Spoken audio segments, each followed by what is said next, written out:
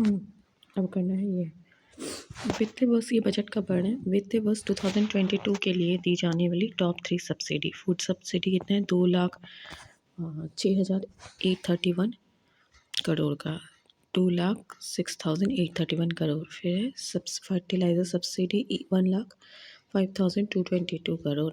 Petroleum subsidy 5,813 crore. शिक्षा, PM ई विद्या योजना के तहत 1 क्लास 1 टीवी चैनल के कार्यक्रम को 12 टीवी चैनल से बढ़ाकर 12 टीवी चैनल से बढ़ाकर 200 टीवी चैनल किया जाएगा।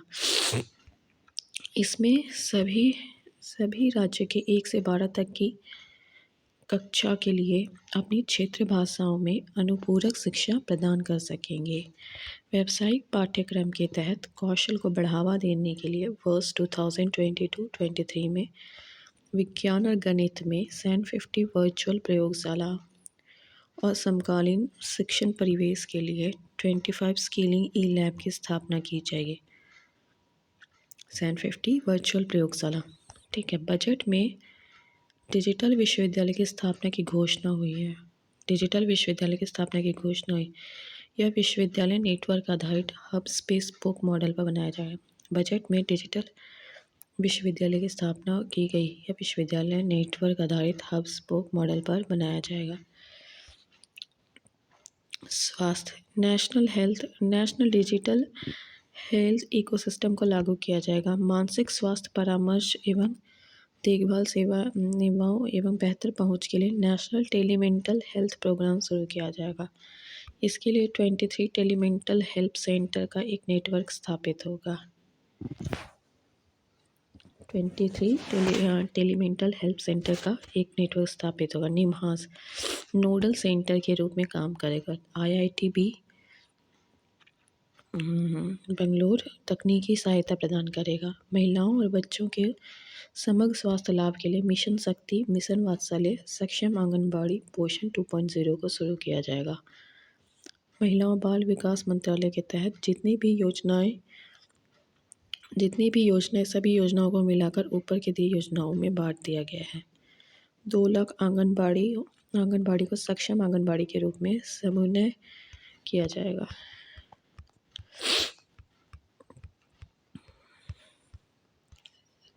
सूक्ष्म लघु और मध्यम उद्योग MSME को लाभ पहुंचाने के लिए उद्यम ई-श्रम, NCM, NCS और असीम पोर्टल को एक साथ जोड़ा गया। उद्यम ई-श्रम और NCS और असीम पोर्टल को एक साथ जोड़ा जाएगा।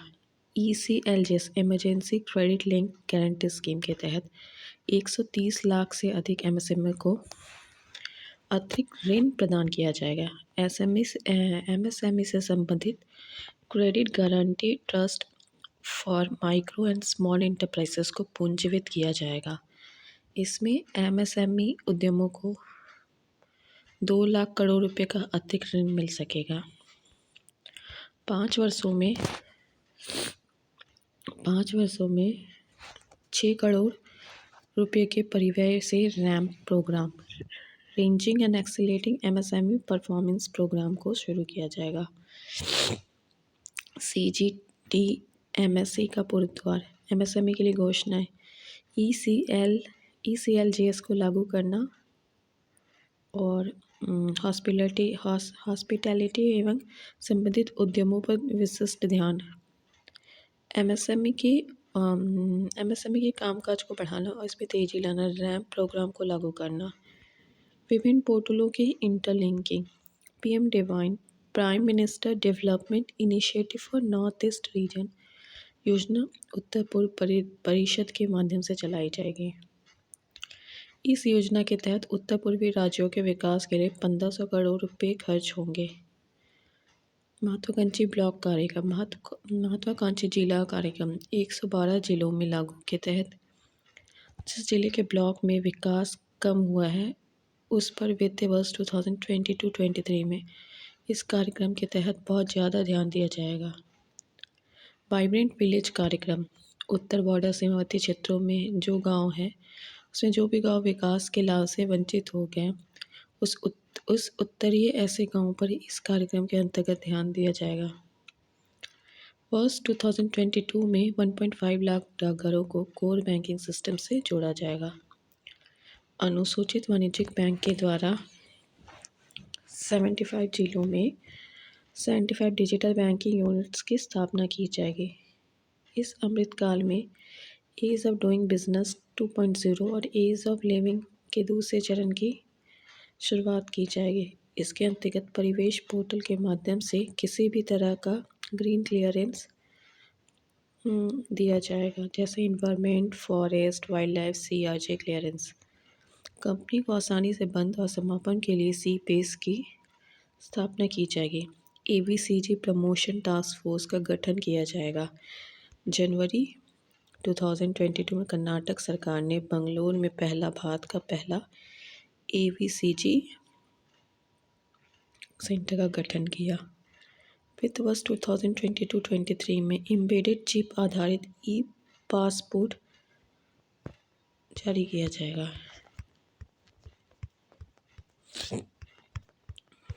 बड़े पैमाने पर चार्जिंग स्टेशनों की स्थापना के लिए शहरी क्षेत्रों में स्थान की कमी पर विचार करते हुए बैटरी अदला बदली नीति लाई जाएगी। भू दस्तावेजों के IT आधारित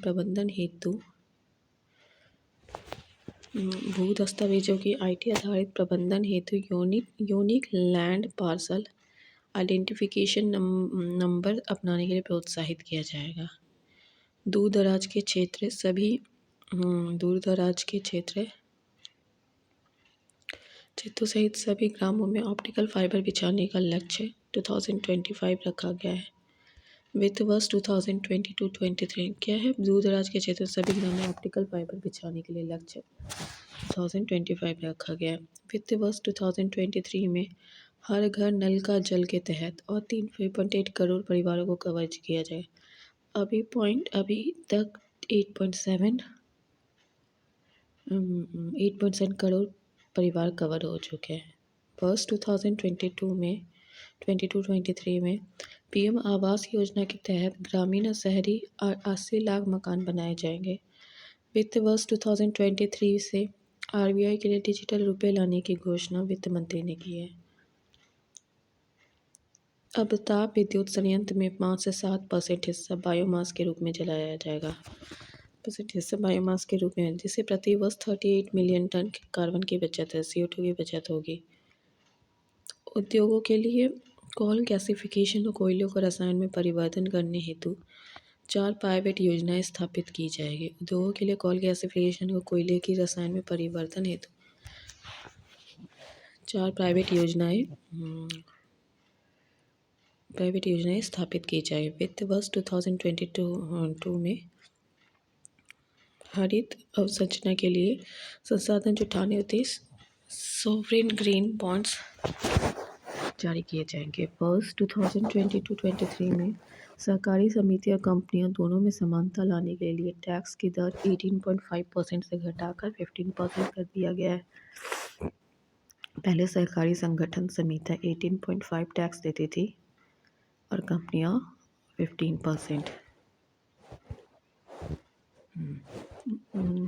नागरिकों को कौशल प्रदान करने के साथ साथ आजीविका हेतु digital ecosystem for skilling and livelihood का निर्माण किया जाए। नागरिकों के कौशल प्रदान करने के साथ साथ आजीविका हेतु digital ecosystem for skilling and livelihood का निर्माण किया जाए। उद्देश्य है नागरिकों को सशक्त बनाना ताकि वे ऑनलाइन ट्रेनिंग के माध्यम से अपनी कुशलता का विकास कर सकें। अंतर्राष्ट्रीय न्याय के तहत विवादों के समय पर निपटाने के लिए एक अंतर्राष्ट्रीय मध्यस्थता केंद्र स्थापित किया जाएगा।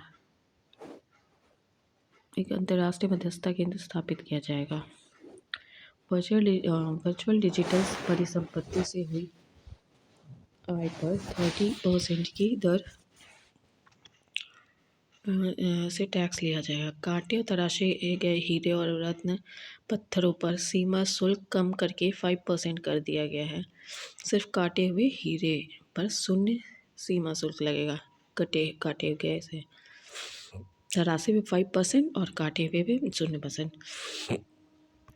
सरकारी समितियों पर सरचार्ज या अधिभार की दर 12% से घटाकर 7% कर दिया गया है। फिर है बजट 2022-23 के तहत विभिन्न योजनाओं पे खर्च टॉप 3। मनरेगा पे 73,000 करोड़, पीएम किसान पे 68,000 करोड़, जल जीवन पे 60,000, मतलब मनरेगा, पीएम किसान, जल जीवन। फिर बजट 2023 के विभिन्न मंत्रालयों पे खर्च। रक्षा मंत्रालय पे सबसे ज़्यादा 5,25,166 करोड़। फिर है उपभोक्ता मामले, खाद्य और सार्वजनिक वितरण मंत्रालय 2,70,684। सड़क परिवहन और राजमार्ग मंत्रालय 1,99,000। फिर है 31 जनवरी 2022 को भारत का आर्थिक सर्वेक्षण 2021 संसद में प्रस्तुत किया गया। आर्थिक समीक्षण हमेशा बजट के एक दिन पहले प्रस्तुत किया जाता है। आर्थिक सर्वेक्षण 2021 प्रमुख आर्थिक सलाहकार संजीव सान्याल के मार्गदर्शन में आर्थिक मामलों के विभाग के आर्थिक प्रभार द्वारा तैयार किया गया। नोट 1950-51 में भारत का पहला आर्थिक सर्वेक्षण पेश किया गया था। 1964 तक आर्थिक सर्वेक्षण आम बजट के साथ साथ प्रस्तुत होता था। 1964 के बाद इसे आम बजट के एक दिन पूर्व पेश किया जाने लगा। आर्थिक सर्वेक्षण 2021 के अनुसार भारत की जीडीपी में वृद्धि और राजकोषीय घाटा का अनुमान। 2020 में जीडीपी वृद्धि माइनस में था, 21 में 9.2%, 22 में 8 से 8.5%। ठीक है। फिर राजकोषीय घाटा था 20 में 9.2, 21 में 6.8 और 22 का भी नहीं पता चला। फिर स्थिर मूल्य पर ये क्या था? अच्छा, जीडीपी में वृद्धि था। फिर स्थिर मूल्य पर मतलब 2000 को अगर बेस ईयर माने तो जीपीए का वार्षिक वृद्धि दर कृषि संबंध क्षेत्र में 3.6% था और इसमें 3.9% हो गया। उद्योग में -7% था, इसमें 11.8 हो गया। 11.8 हो गया, बहुत अच्छा खासा हुआ है। फिर सेवाएं में -8.4 था, इसमें 8.2 था, मतलब सबसे ज़्यादा तुम्हारा ग्रोथ किया है उसी में, उद्योग में ही माइनस से 11.8 हो गया। उसके बाद सेवाएं में 3.9, 11.8 और 8.2। प्रचलित भावों पर विभिन्न क्षेत्रों का % हिस्सा। क्षेत्र अंतरिम अनुमान 2020। कृषि और संबंध क्षेत्र अंतरिम अनुमान 20.2%, 21 में अग्रिम अनुमान 18.8%, 20.2%, 18.8%। उद्योग खनन और निर्माण सहित में 25.9%, सेवाएं में 53.9%, 20.2%, 25.9% और सेवाएं में 53.9%। कृषि और संबंध क्षेत्र में 18.8%, उद्योग खनन और निर्माण सहित में 28.2%, सेवाएं में 53%। मतलब मेनली याद रखना है 21 का 18.8% कृषि का है, उद्योग का 28.2% है और सेवाएं में 53, 18.8, 28.2 और 53%। कृषि एवं संबंध क्षेत्रों का वास्तविक जीवीए वित्तीय वर्ष 2020-21 में 20.4 लाख करोड़ और 2021 में 21.2 लाख करोड़ अनुमानित है। 2021 में 21.2 लाख करोड़ अनुमानित है। आर्थिक सर्वेक्षण के अनुसार कोरोना महामारी से कृषि एवं संबंध क्षेत्र सबसे कम प्रभावित हुआ। इस महामारी में सेवा क्षेत्र सबसे अधिक प्रभावित हुआ। भारत के विदेशी मुद्रा भंडार 31 दिसंबर 2021 को 634 बिलियन अमेरिकी डॉलर था। यह 13.2 महीने के आयात के बराबर था। 13.2 महीने। भारत दुनिया में चीन, जापान, स्विट्जरलैंड के बाद चौथा सबसे बड़ा विदेशी मुद्रा चीन, जापान और स्विट्जरलैंड के बाद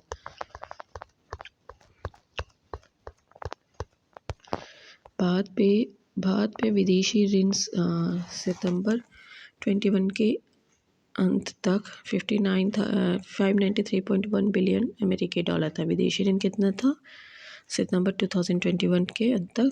593.1 बिलियन अमेरिकी डॉलर था। केंद्र सरकार का ऋण 2019 में जीडीपी के 49.1% से बढ़कर 2020 में 59.3 हो गया। 59.3। विदेशी भंडार कितना था? विदेशी ऋण कितना था? 593 बिलियन डॉलर था, ठीक है। और अगर जीडीपी में देखे तो 59.3। अच्छा हाँ, ऐसे याद रख सकते हैं। 593.1 बिलियन डॉलर था विदेशी जीडीपी 593, ठीक है। वैश्विक महामारी के कारण भी पिछले 2 वर्षों में भारत का भुगतान संतुलन अधिशेष रहा। भारत के द्वारा टॉप 5 निर्यात और आयात की जाने वाली वस्तुएं। पेट्रोलियम इनपुट मतलब निर्यात में क्या क्या टॉप 5 है? पेट्रोलियम है, पेट्रोलियम उत्पाद है, कीमती मोती और कीमती पत्थर, लोहा इस्पात, ड्रग फॉर्मुलेशन, बायोलॉजिकल, सोने और अन्य कीमती धातुएं। पेट्रोलियम उत्पाद, कीमती पत्थर, मोती कीमती पत्थर, लोहा इस्पात, ड्रग फॉर्मुलेशन, सोना एवं अन्य कीमती धातुएं। आयात में कच्चा पेट्रोलियम, सोना, पेट्रोलियम उत्पाद, कीमती पत्थर, कोयला, कोकर, ब्रिकेट। कच्चा पेट्रोलियम आयात में कच्चा, फिर सोना, पेट्रोलियम उत्पाद, मोती पत्थर, मोती और कीमती पत्थर, कोयला, कोकर, ब्रिकेट। कृषि निर्यात उत्पाद में पहला स्थान समुद्री उत्पाद का है, दूसरा चावल बासमती को छोड़कर, फिर है मसाले का, चीनी का, भैंस का मांस। वित्त वर्ष 2021 में टॉप 5 आयातक और निर्यातक देश। निर्यात किसको किसको करता है? अमेरिका को सबसे ज़्यादा, फिर यूएई, फिर चीन को, बांग्लादेश, हांगकांग। अमेरिका, यूएई, चीन, बांग्लादेश, हांगकांग। फिर आयात किसको किसको करता है? चीन किससे करता है? चीन, यूएई। अच्छा, यूएई दोनों में सेकंड नंबर पे है और अमेरिका थर्ड पे आ गया जो फर्स्ट पे था। फिर सऊदी अरेबिया, इराक। प्रत्यक्ष निवेश विदेशी निवेश एफडीआई के भारत में टॉप 3 निवेश करने वाले देश है सिंगापुर, अमेरिका, मॉरिशस। भारत में टॉप 3 एफडीआई को आकर्षित करने वाले क्षेत्र कंप्यूटर, सॉफ्टवेयर और हार्डवेयर, ऑटोमोबाइल उद्योग, सेवा क्षेत्र। कंप्यूटर, सॉफ्टवेयर, हार्डवेयर, ऑटोमोबाइल क्षेत्र और सेवा क्षेत्र।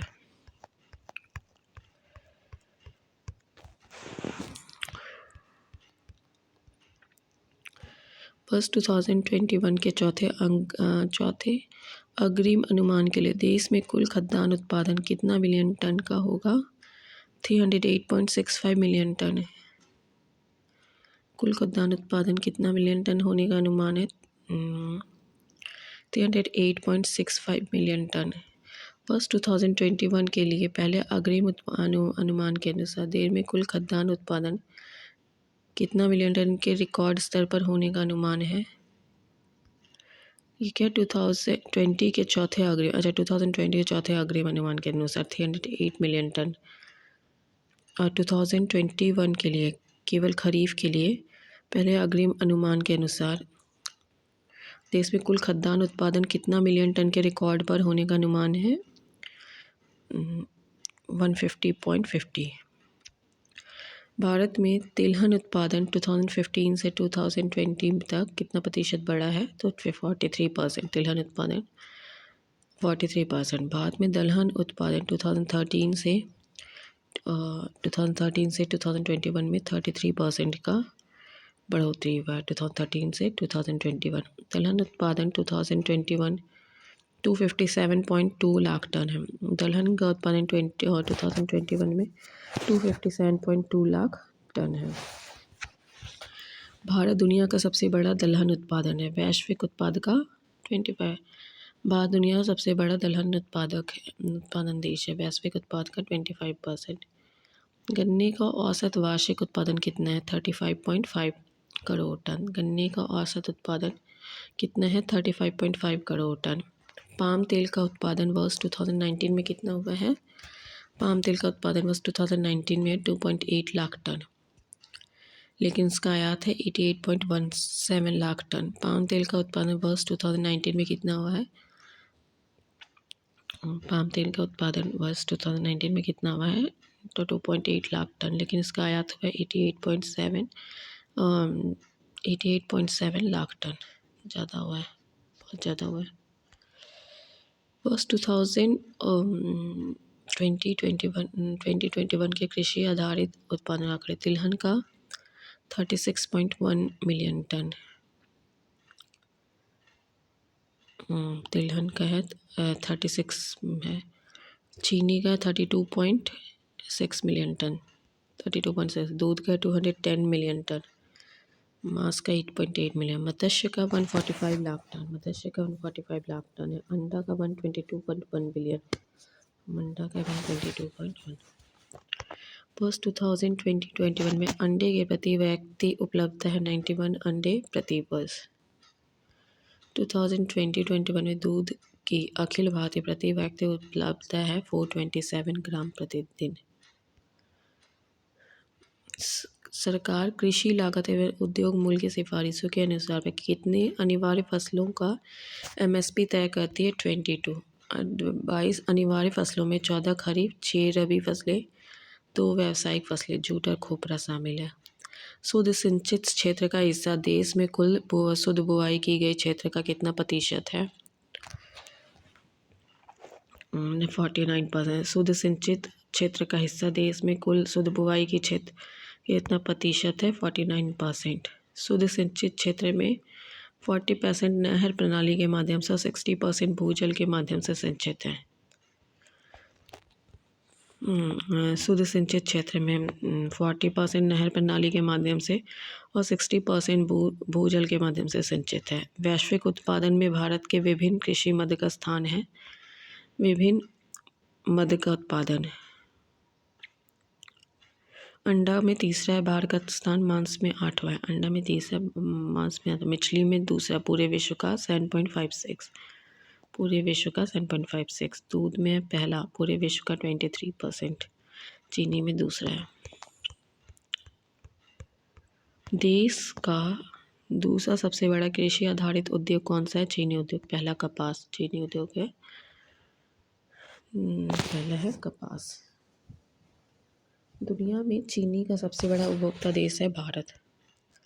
देश में कृषि के बाद दूसरा सबसे बड़ा रोजगार सृजनकर्ता कौन है? कपड़ा उद्योग। कृषि के बाद कपड़ा उद्योग। भारत वनस्पति तेल का दूसरा सबसे बड़ा उपभोक्ता, नंबर 1 आयातक है।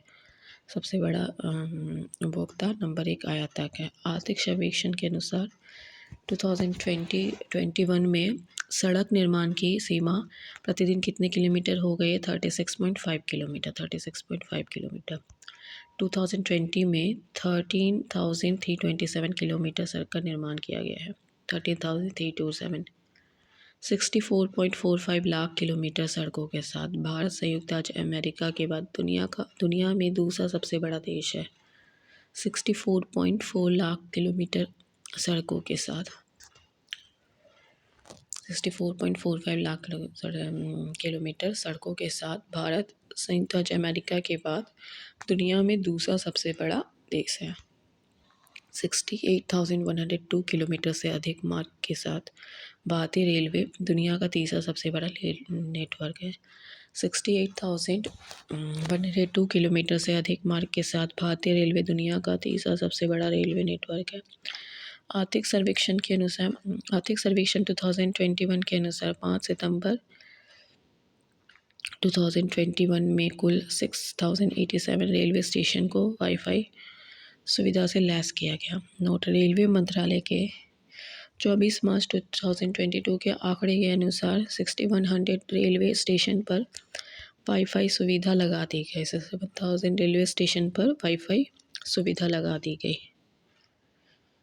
6100 वाईफाई वाला रेलवे स्टेशन है उबरनी। इस सर्वेक्षण के अनुसार भारतीय रेलवे ने पुनः किस वर्ष तक शून्य कार्बन उत्सर्जन का लक्ष्य रखा है? 2030 तक। इस लक्ष्य को प्राप्त करने के लिए रेलवे दिसंबर 2023 तक अपने नेटवर्क का 100% विद्युतीकरण करेगी। 24 मार्च 2022 के रेलवे मंत्रालय के आंकड़े के अनुसार कोंकण रेलवे का 100% विद्युतीकरण हो गया है। वर्ल्ड स्टील एसोसिएशन के नवंबर 2021 के प्रेस विज्ञप्ति के अनुसार नवंबर 2021 में कच्चे इस्पात का उत्पादन कितना मिलियन टन था? 143.3 मिलियन टन। 143.3 million ton. विश्व निवेश रिपोर्ट के अनुसार सेवा क्षेत्र एफडीआई अथवा का 5वां सबसे बड़ा प्राप्तकर्ता कौन है? भारत। वैश्विक सेवाओं के निर्यात भारत का हिस्सा 2020 में 4.1%। राज्यों के जीवीए में सेवा क्षेत्र की हिस्सेदारी चंडीगढ़ का 74% है। 2020 का सारा आंकड़ा बता रहा है। सिक्किम सबसे कम है, 24.25% है। बिहार का 57.14% है। वित्त वर्ष 2021 में सेवा निर्यात हुआ था 177 बिलियन अमेरिकी डॉलर। 177.7 बिलियन है। सेवा आयात हुआ था 103 बिलियन अमेरिकी डॉलर। सिर्फ सेवा निर्यात, कंप्यूटर, व्यवसाय और परिवहन सेवाएं। कुल निर्यात सेवाओं में 80% हिस्सा कंप्यूटर का है। सेवा आयात में व्यापार, परिवहन, यात्रा, कंप्यूटर सेवाएं। कुल आयात सेवाओं में 75% हिस्सा व्यापार सेवाओं का है।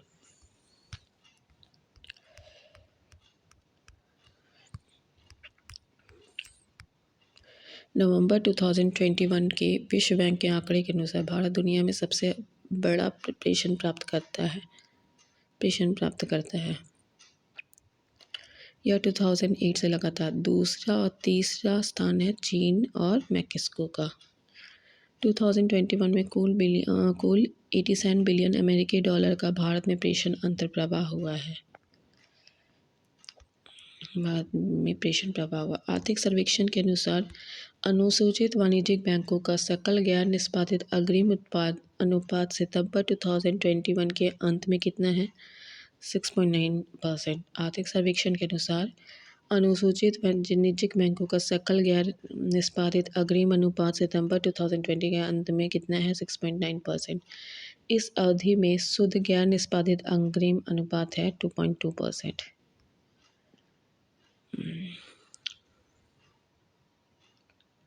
भारत में उपभोक्ता मूल्य सूचकांक संयुक्त CPIC कंबाइंड मुद्रास्फीति 2021-22 में कितना प्रतिशत वृद्धि देखी गई है? तो 5.2%। थोक मूल्य सूचकांक वर्ष 2021 में के दौरान कितना प्रतिशत वृद्धि देखी? 12.5%। आर्थिक सर्वेक्षण 2021 के अनुसार भारत में विश्व का 10वां सबसे बड़ा वन क्षेत्र है। पहला है रूस, दूसरा ब्राज़ील, तीसरा कनाडा। अपने देश के कुल भौगोलिक क्षेत्र के वन क्षेत्र के प्रतिशत के रूप में विश्व में भारत का स्थान है 8वां। अपने देश के कुल भौगोलिक क्षेत्र के वन प्रतिशत के रूप में विश्व में भारत का स्थान है 8वां। सबसे ज़्यादा वन प्रतिशत वाला देश है ब्राज़ील 59%। दूसरा स्थान है पेरू, तीसरा है कांगो रिपब्लिक का। भारत 2010 से 20 के दौरान अपने वन क्षेत्र में बढ़ाने में विश्व में के स्तर पर तीसरे स्थान पर रहा। भारत के कुल वनों से आच्छादित क्षेत्र विश्व के कुल वन क्षेत्र का 2% है। वर्ष 2011 से 21 के दौरान भारत के फॉरेस्ट कवर में कितनी प्रतिशत की वृद्धि हुई है? 3%। विश्व की खाद्य प्रणाली वैश्विक ग्रीन हाउस गैस उत्सर्जन का लगभग 5वां हिस्सा योगदान करती है। प्लास्टिक अवशिष्ट प्रबंधन संशोधन नियम 2021 को कब अधिसूचित किया गया? अगस्त 2021। इसका उद्देश्य 1 जुलाई 2022 तक एकल उपयोग वाले प्लास्टिक को चरणबद्ध तरीके से समाप्त करना। राष्ट्रीय स्वच्छ वायु कार्यक्रम के तहत 2017 को आधार वर्ष के लेते हुए किस वर्ष तक पीएम पार्टिकुलेट मैटर साध्यता में 20 से 30% की कमी हासिल करना 2024 तक। आर्थिक सर्वेक्षण 2021 के अनुसार गंगा नदी जो भारत की सबसे बड़ी नदी बेसिन है, गंगा नदी जो भारत की सबसे बड़ी नदी है, भारत के जल संसाधन में कितना प्रतिशत योगदान करती है? 28%। गंगा नदी बेसिन देश के 1/4 से अधिक अग्रिम भूमि क्षेत्र को कवर करती है। गंगा नदी बेसिन देश के 1/4 से अधिक भूमि क्षेत्र को कवर कर रही है और इसकी आबादी का 43% कवर करती है। 5 जून 2021 को प्रधानमंत्री जी के घोषणा के अनुसार भारत किस वर्ष तक पेट्रोल 20% एथेनॉल के सम्मिश्रण का लक्ष्य प्राप्त कर लेगा? 2020। पहले यह लक्ष्य 2030 था। पेट्रोल में 10% एथेनॉल के सम्मिश्रण का लक्ष्य नवंबर 2022 तक सरकार ने रखे, लेकिन भारत ने इस लक्ष्य को तय सीमा से 5 महीने पूर्व ही हासिल कर लिया था। जून 2021 में परख नामक एक पोर्टल स्थापित किया गया, जिसके तहत मान्यता प्राप्त प्रयोगशालाओं को भौगोलिक सूचना प्रणाली पर मापा जाएगा। परख नामक एक पोर्टल स्थापित किया गया, इसके तहत मान्यता प्राप्त प्रयोगशालाओं को भौगोलिक सूचना प्रणाली पर मापा जाएगा।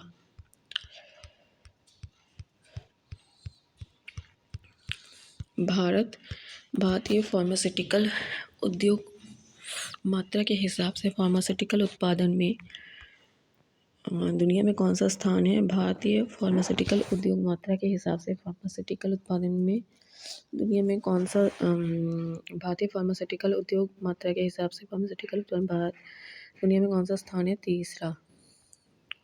भारतीय वैश्विक आपूर्तिकरण में 20% हिस्सेदारी के साथ जेनरिक दवाओं का सबसे बड़ा आपूर्तिकर्ता है। भारत में घरेलू विमानन यातायात वर्ष 2013 में लगभग 61 मिलियन से दोगुना से अधिक होकर 2019 में लगभग 137 मिलियन हो गया।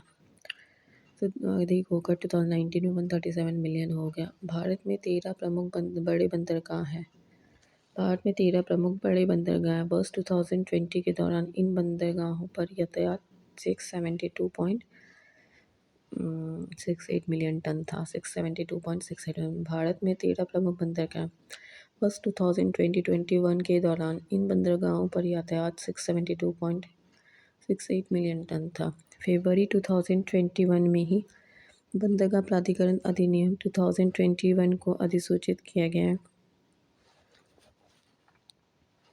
आर्थिक सर्वेक्षण के अनुसार 100 वर्ष से अधिक वाले पुराने अंतर्देशीय भूत अधिनियम 1917 को प्रतिस्थापित करके कौन सा अधिनियम लाया गया है? अंतर्देशीय भूत अधिनियम 2021। भारत दुनिया का दूसरा सबसे बड़ा दूरसंचार बाजार है। भारत में कुल टेलीफोन उपभोक्ता की संख्या मार्च 2020 में कितना मिलियन हो गई है? 1200 मिलियन। मार्च 2021 में 45% टेलीफोन उपभोक्ता ग्राहक ग्रामीण भारत में 55% गैर शहरी क्षेत्रों में थे। फिर भारत में इंटरनेट उपभोक्ताओं की संख्या जून 2021 में कितनी मिलियन हो गई? 133.71 मिलियन। आर्थिक सर्वेक्षण के अनुसार कोविड-19 की दूसरी लहर किस महीने में चरम पर पहुंच गई है? मई 2021 में। प्रथम लहर सितंबर 2020 में चरम पर थी। वर्ष 2021 के दौरान कच्चे तेल से संबंधित उत्पाद 30.49 मिलियन मीट्रिक टन था। मिलियन मीट्रिक टन था। भारत अपने कच्चे तेल आवश्यकताओं का 80% से अधिक को पूरा करने के लिए आयात पर निर्भर है। भारत अपने कच्चे तेल आवश्यकताओं का 80% से अधिक को पूरा करने के लिए आयात पर निर्भर करता है।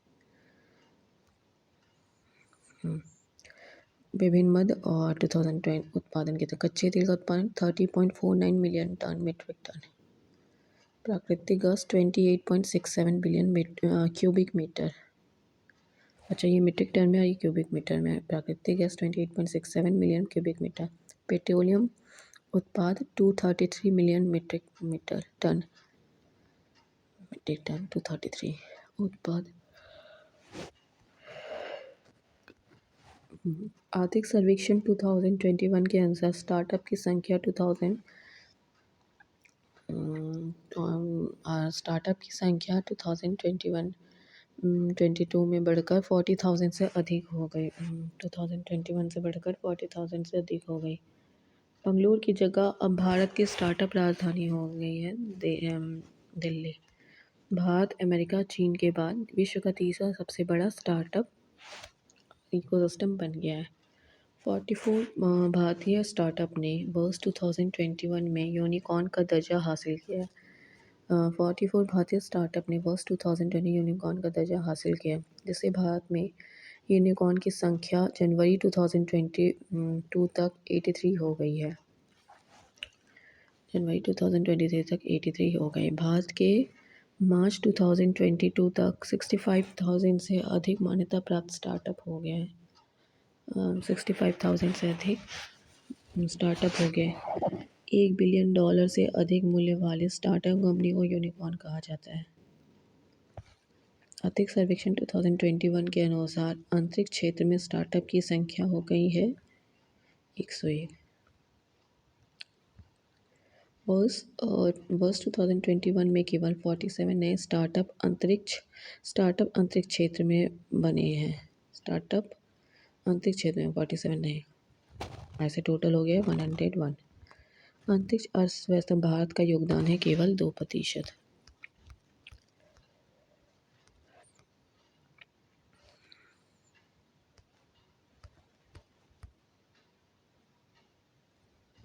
अच्छा, एक डेटा है वो कोविड का डेटा बता रहा है कौन से मंथ में कितना रहा। भारत सरकार ने 16 जनवरी 2021 को दुनिया के सबसे बड़े कोविड टीकाकरण कार्यक्रम की शुरुआत करी। भारत में सबसे पहले कोविड-19 टीके का किसे दिया गया? मनीष कुमार, सफाई कर्मी, दिल्ली। भारत ने 100 करोड़ वैक्सीन डोज का लक्ष्य 21 अक्टूबर 2021 को 21 अक्टूबर 2021 को लिया। इसी क्रम में भारत ने 200 करोड़ का वैक्सीन का डोज का लक्ष्य 17 जुलाई 2022 को कर लिया। 17 जुलाई 2020।